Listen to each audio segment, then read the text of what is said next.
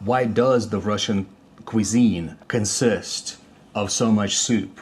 And the thing about it is that Russian meals, especially especially the Russian lunch, consists traditionally of three dishes. Lunch is typically the heartiest meal of the day, the heaviest, and it consists of it's literally called первое, второе, третье, First, which second. literally means the first, the second, and the third. And compot. Yeah, and compot. So the first is universally, it has to be soup. Yes. Traditionally, the first dish for lunch is soup. Not salad. Not Soup. salad, yeah, it's soup.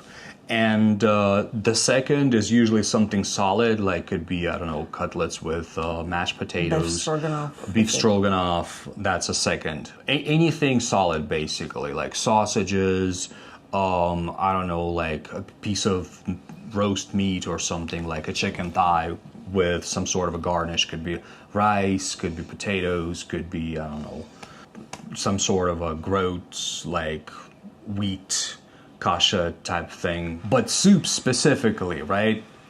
The first, always. And I think the reason we have so much soup, actually there's many reasons. Partially it's what? What do you think it is? I think it's more from like peasants. Peasants. Peasants, when you have like small piece of meat and you have to feed all your like huge family, you have like 10 children, for example, and what you're gonna do, of course, you make soup.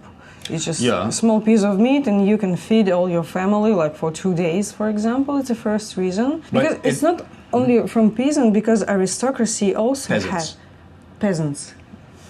Jesus, Peasants. Okay. We're gonna speak about like accent and why English is so difficult sometimes. But aristocracy also had some kind of soups, but more like fancy soup. Peripelkas. Like, quail. Quail soup, soup or quail egg soup or something like that, you know. So I don't know what the reason behind that.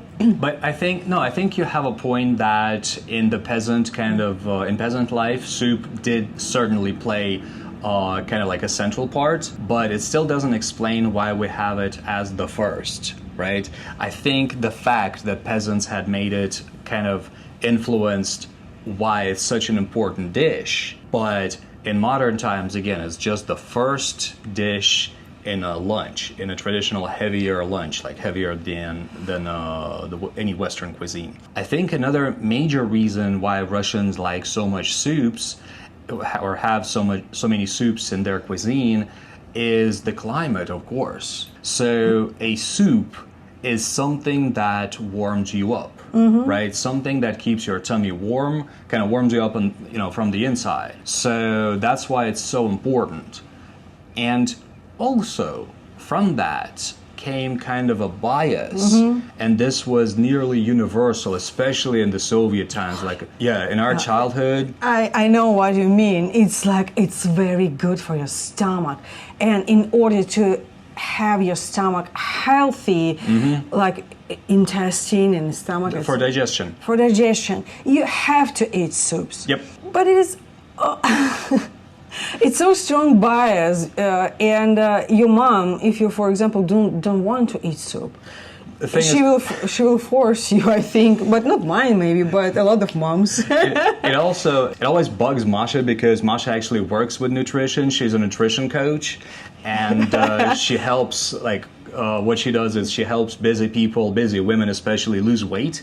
So this particular tradition, when she works with her Russian clients, she always have to fight that myth, because exactly. There is a strong myth and the strong idea in the head that I have to have soup, but it doesn't make you it doesn't make you any healthier, right? It doesn't specifically make your digestion better, right? So it's a huge myth in the Russian culture that you have to eat soup in order to have better digestion. Soup is good if you have some stomach problems with your gastritis, I don't know how it.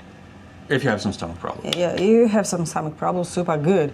But if you're a healthy person, in terms of your stomach, so it's not necessary to eat soup. But there you have it. I think that's basically the two like most important reasons why we have so much soup. So partially it's influenced by the peasant culture and the peasant side of Russian life, and partially, of course, like many things in the Russian culture, is the climate and the availability of ingredients. And I think another thing, another kind of side reason for why we have so much soup is that we also have a lot of bread. And in the Russian cuisine, it's kind of traditional to eat your soup with bread. So you eat soup and you bite a piece of bread as you eat it, right? And I think that is because Russia is very much an agricultural culture. Let's do it different. Very much an agrarian culture, right? So we have a lot of bread, right, in the culture, like in the cuisine. Bread is extremely important. What? I think the reason behind that, when you eat soup, you eat it with bread, it just make you full longer.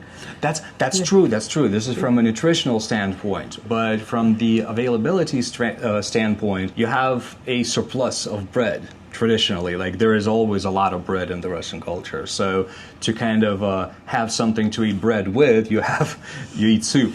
You eat them together. So this is just a theory, but let us know what you think, and please let us know what your culture is like, and like what kind of role soup plays in your culture, or maybe like what meal structure is traditional to you, because there's a lot of cultures out there. Some of them are very different, and we'd like to know what traditions are in yours. And we're gonna pick our next topic. The next one is gonna be, let's see, this is what we do on this channel. We pick topics about the Russian culture, Russian language, Russian cuisine, and stuff like that. So, who pays on Russian dates, and why is that controversial? No. All right, that's going to be a loaded one. We're going to talk about this next time. I forgot to ask you guys to give us a like and subscribe to the channel, of course. Very important for us to grow this channel.